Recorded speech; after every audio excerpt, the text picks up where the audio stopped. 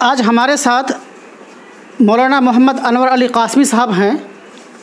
एक सहाफ़ी भी हैं, काफ़ी एक्सपीरियंस है और दिल्ली में ही रहते हैं। इनका अखबार चलता है सुबह इनकलाब के नाम से और हर डिपार्ट से काफ़ी ताल्लुक़ रखते हैं और काफ़ी मज़े हुए भी हैं राइटिंग में भी और हर एतबार से। आज मेरे पास एक मजमून इन्हीं कासमी साहब का लिखा हुआ आया है, मिल्लत मजबूर के होशमंद जयालों के नाम, हालात हाजरा का दर्द भरा पैगाम। आज के हालात पे उन्होंने मजमून लिखा है और इस मजमून के लास्ट में एक शेर लिखा है कि हुस्न तदबीर से जाग उठते हैं कौमों के नसीब, कभी तकदीर बदलती नहीं अरमानों से। ये आखिर का इन्हीं का लिखा हुआ शेर है, बहुत ही जामे शेर हैं। अनवर साहब, इस मजमून को लिखने का क्या आइडिया आया, क्यों आया ऐसा? देखिए, यह मजमून इसलिए ज़रूरी था कि इस वक्त मिल्लत बहुत ही ज़्यादा नाउम्मीदी और बहुत ही मजबूरी के दौर से गुजर रही है और नाउम्मीदियों ने उसको निढाल कर दिया है पूरे तौर पर। और न सिर्फ उससे बल्कि इस वक्त पूरे मुल्क का यही हाल है। हर हिंदुस्तानी का मनोबल पूरे तौर पर टूट रहा है और वो नहीं समझ रहा कि वो किस मुस्तकबिल की तरफ बढ़ रहा है। बहुत ही एक सस्पेक्टेड फ्यूचर की तरफ, एक मुश्तबा मुस्तकबिल की तरफ जा रहा है और ये नहीं समझ पा रहा कि वो ये जो आज गुबार आलूद माहौल पूरे हिंदुस्तान का है, सियासी, समाजी, इक़्तिसादी, मतलब कोई निज़ाम जो है, कोई सेटिस्फैक्ट्री निज़ाम आज मुल्क का नहीं है।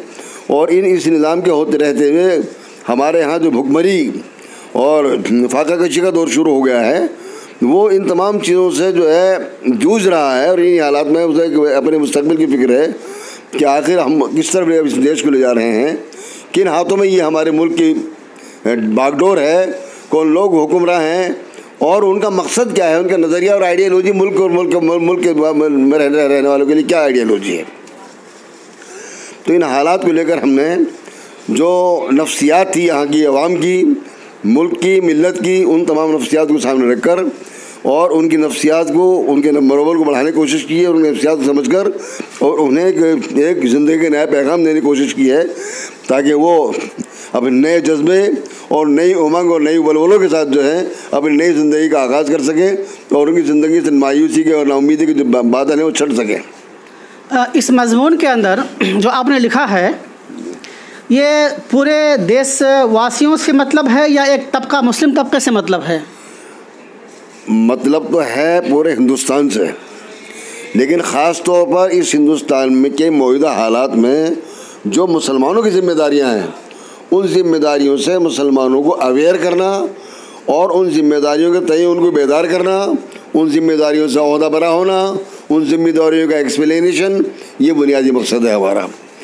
हिंदुस्तान में आज जो हालात हैं, उन हालात मुसलमानों ही की दूसरी सबसे बड़ी अक्सरियत होने के नाते ज़िम्मेदारी है कि मुल्क में जो हालात इस वक्त बर्पा हैं वो, और जिन हालात से जूझकर अक्सरियत का भी एक बहुत बड़ा तबका नाला है हुकूमत वक्त से, और इन हालात से जो आपकी किसी भी तहरीक की मदद कर सकता है, जो आपकी हिमायत कर सकता है और किसी भी ऐसी तहरीक के साथ जुड़ सकता है जो सिर्फ़ और सिर्फ मुल्क को बचाने के लिए और इन बदनीयत हुक्मरानों के इस बदनीयत हुक्मरानों के बदनीयती से इस मुल्क को बचा सकता है, वो ऐसा तबका है जो आपकी तहरीक की हिमायत कर सकता है और आपको उसको लीड करना चाहिए, उसको ऐसी तहरीक को। अभी आपने एक डिस्कशन में एक बात रखी सामने कि आज़ादी के 70 साल बीतने के बाद भी मुस्लिम तबके से कोई बड़ा अखबार नहीं आया नेशनल लेवल पे जो एक पूरी कौम को लेके चलता, या यूँ कहें कि दूसरा कोई मीडिया हाउस नहीं। आखिर हर स्टेट में छोटे छोटे अखबार तो हैं, लेकिन ये एक चेन नहीं हो पाया, क्या कारण है?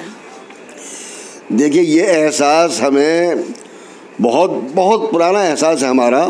जमीयत उलमा हिंद के ज़ेर क़यादत भी तहरीक चली है, मौलाना हसन मदनी वगैरह ने एक बड़े कौमी अखबार, मुसलमानों के नेशनल अखबार के लिए एक बड़ा चंदा भी इकट्ठा किया जो शायद मंजर आम पर नहीं आ सका। और ये दर्द मिल्लत का बड़ा पुराना है, लेकिन इस दर्द के दरमा की कभी कोई अमली कोशिश नहीं हुई है। और रहा जहाँ तक स्टेट वाइज मुख्तलिफ उर्दू अखबारात का तज़किरा आप कर रहे हैं, तो ये इनफरादी कोशिश है हर आदमी की जो इसकी इम्पोर्टेंस समझता है मीडिया की, जो अखबारात की इम्पोर्टेंस समझता है, जो मीडिया इलेक्ट्रॉनिक या प्रिंट मीडिया की इम्पोर्टेंस समझता है, वो अपने तौर पर इनफरादी कोशिश करता है कि किस सूरत से मैं इस जज्बे को अपने परवान चढ़ाकर और लोगों के मसाइल लोगों तक पहुँचाऊँ। लेकिन ये इनफरादी कोशिश है उसकी, वो बहुत ज़्यादा कामयाब नहीं है। लेकिन जहाँ तक मिल्लत की इज्तिमाई कोशिशों का ताल्लुक़ था, उसका तकाज़ा था कि हमारे पास आज एक इलेक्ट्रॉनिक चैनल भी होता, मीडिया और मीडिया हाउस भी होता और उर्दू। आखिर क्यों नहीं हो पाया? क्या कारण है, क्या कमी रही जो नहीं हो पाया, या सिर्फ ये सोचने में रह गए खाली?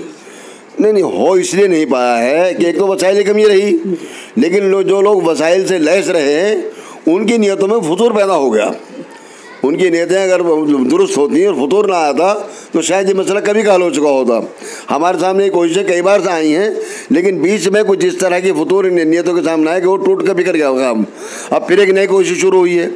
अदीब साहब हैं, एक्स वो मेंबर पार्लियामेंट हैं, उनके साथ एक बड़े तबके ने मिलकर जो है वो उर्दू न्यूज़ चैनल चलाने की कोशिश शुरू कर दी है। खुदा करे कामयाब हो जाए वो।